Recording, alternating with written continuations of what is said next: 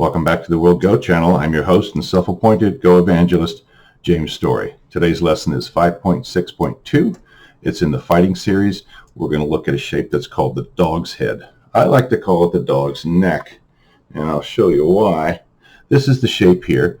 Black has two stones on the same line with a 1-point jump in between, and then a stone out here that is at a 1-point knight's jump from this stone and this stone. So it's kind of a symmetrical shape there. This is called the dog's head.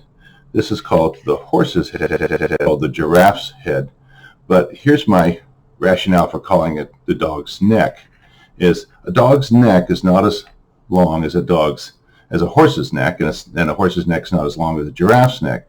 But I'm not sure if there's much difference between the length of a horse's head and a giraffe's head. So even though these are known as dog's head, horse's head, and giraffe's head, I think it'd be more appropriate to call them a dog's neck, horse's neck, and giraffe's neck. But that's not the way that people refer to them, so we're going to refer to them as a dog's head. We'll do the horse's head and the giraffe's head in a later video. Anyway, so this is the original shape. It can also occur, something like this. Sometimes it occurs way out in the middle of the board, but we're going to look at it first like this. There are two attacking points that White might use to try to disconnect one or more of these stones from the other stones. All right. First of all, we have to look at it and say Black already has 3 stones in the area, and they're pretty close together. So this is going to be a hard fight for White, and hopefully White will have some stones around these stones in order to help White in the fight. This is the first move, and this is the second move. This is actually the stronger move. We'll look at this move first, though. So in this move, White wedges in between these 2 stones, and Black has 4 options.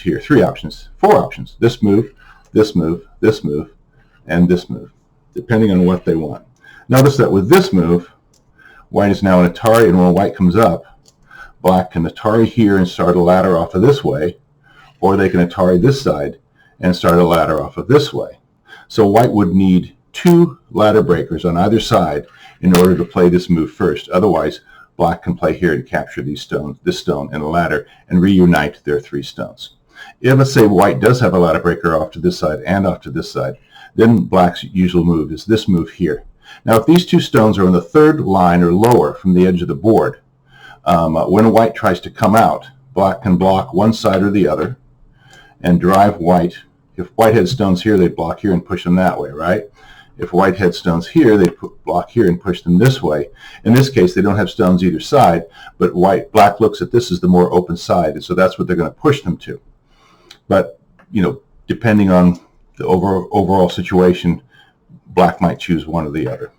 White's trying to come out. Now, we know on the side, in the second line from the edge of the board, White has to get 7 moves in a row, 7 stones in a row on the second, plus put one of the feet down on the first line in order to have a live group. So in this situation, Black can come out. They don't want to come out just 2 stones and Hane, because White will go to here, and now if Black goes here, White goes here with the threat of Atari and capture there, or Atari and capture here. If Black comes out here instead, White comes up, Black comes back to repair that cutting point, and now White will play out to here and start attacking these stones. So this isn't what Black wants to do. They don't want to Hane when they have 2 stones in a row. They want to come out at least 1 more, and then they can Hane if they wish. Note that, though, they may just wish to come out and keep going this way, because unless White has some stones over here to connect to, Black can wait until White gets, maybe 6 stones in a row, and then they can Hane, and they'll come back and capture this group.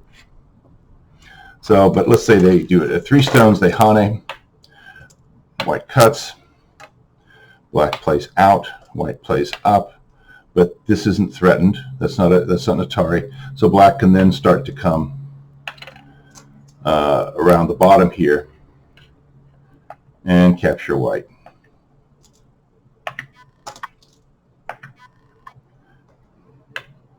And now when White turns here, this group, Black has 2 liberties. This White group has 2 liberties, so it's Black's move so they can Atari and capture this stone. Although in this case, I wouldn't play that because that's what black can do anytime. I would come out here and try to stay in between these two white groups. That's one of the strategies that you want to use is keep in between weak groups of your opponent's stones to keep them weak. So anyway, we'll go back here that if these two stones are on the third line or less from the edge of the board, black can simply play here, and when white comes out here, they can block here, here, and capture them. But usually black, well, not usually, but black could also just play this. When white comes up, they could ladder them this way or this way. So a white would need two ladder breakers for white before they considered this move. And they couldn't do it on the third line or less from the edge of the board. They'd have to do it from the fourth line up to here. So let's say black can't play this because white has a ladder breaker this way and a ladder breaker this way. So they play this move. They push white down, Atari, white extends out, black blocks one side, white hanes this stone, it extends out, and then white can slide down to the second rank, and 1 point knights jump in between, and they will be able to then make life over on this side of the board. So that's not what usually white does. The usual place where white attacks, the weaker point, is not this stone, but this stone. Not this point, but this point. Black then needs to decide which of the two stones black really wants to reconnect. If they want to connect these two stones, if that's very important, they'll play this. And in this case, they're kind of protecting some side area, so I think that's a perfectly legitimate strategy to have. But it depends really on what else is around here. Maybe white already has some stones down here, I don't know. If they want to connect these two stones, they play this, because white can't immediately cut that, because black will Atari this stone, and when they capture it, they'll reunite all three of their stones, won't they? If black wants to make sure that they reconnect these two stones, black will play here, and once again, white can't immediately cut, because when black will play here, and once they capture this stone, all three stones will be united again. So usually what happens is when black plays one side, instead of white cutting, they usually play this move, and they gain now 3 liberties, 1, 2, 3. So no matter where black plays, white can keep extending out and have 3 liberties, so that black can never put them in Atari. Usually they come out this way. They might come out this way if they have a ladder breaker down here, because when black plays this, then white's going to be caught in this ladder, aren't they? If they have a ladder breaker down here, I would play this move, and if black goes there, I would extend out, because look at all the nice cutting points that white has now. They're going to cut one of those stones off for sure. But usually what happens is black and then white comes out this way, and then black has to decide what they want to reconnect. If their original intention was to connect these two stones, then they probably want to, connect here with a solid connection or a hanging connection, also known as a tiger's mouth, or maybe even the mouse shape, which we reviewed in another lesson, as long as this ladder works for black rather. They can't push this way, because when they play here, white's going to come out here in Atari, and black loses the ladder. So they could use the mouse connection if when white plays there, they can play this stone and capture this this white stone in a ladder. They also might play this move, but really, if they wanted to connect these two stones, when white played there, they should have just played that move. But they may want to play this move to make sure they connect to this stone, and black, if white can't do this because black has a ladder and white comes out, then they can come back and connect those two stones. The only problem is then white can cut here. So you have to ask yourself, if black really wanted to connect these two stones originally, why didn't they just play here when white played there? Why did they play up to here? They should have just played there and connected. And if black wanted to connect those two stones when white played here,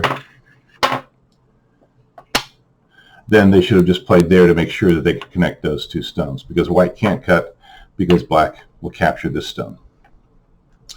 All right, that's today's lesson on the World Go channel. If you liked what you saw, please give us the thumbs up so that we know what you like and want to see more of. Also, please subscribe. You can contact us here at worldgochannel@gmail.com.